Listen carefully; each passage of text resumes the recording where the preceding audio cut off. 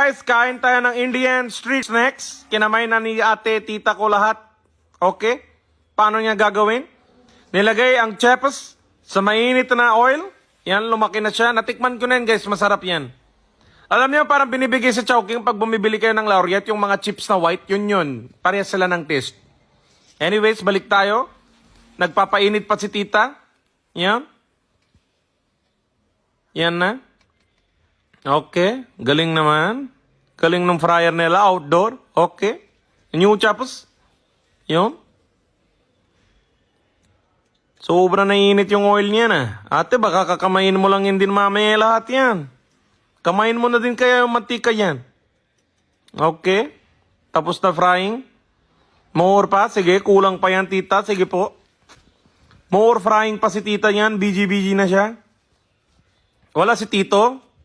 Wala si tito ko yan. Ha, tita? Wala si tito? Ayan na si tito. Yan na, lagay niya na yan. Binigyan niya na kay tita. Si tita, galit na galit si tita. Sinira na ni tita lahat. Sinira na ni tita lahat. Ano ang gagawin ni tita? Ano yan? Cereal? Ano yan? Cereal? For breakfast na yan, tita?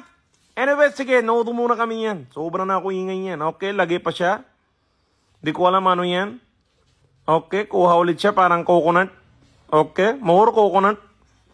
Nice, mekas. Okay, chickpeas. Chole. Nice. Okay, potato chips.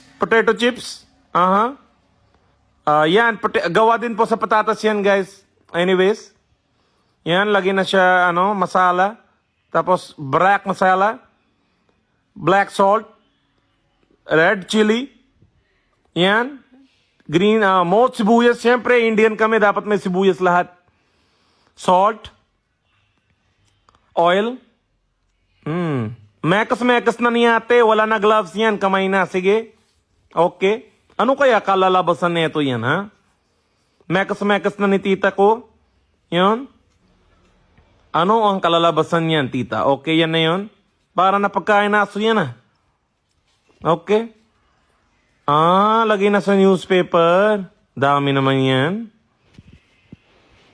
More sibuyas. More potato chips. And lemon.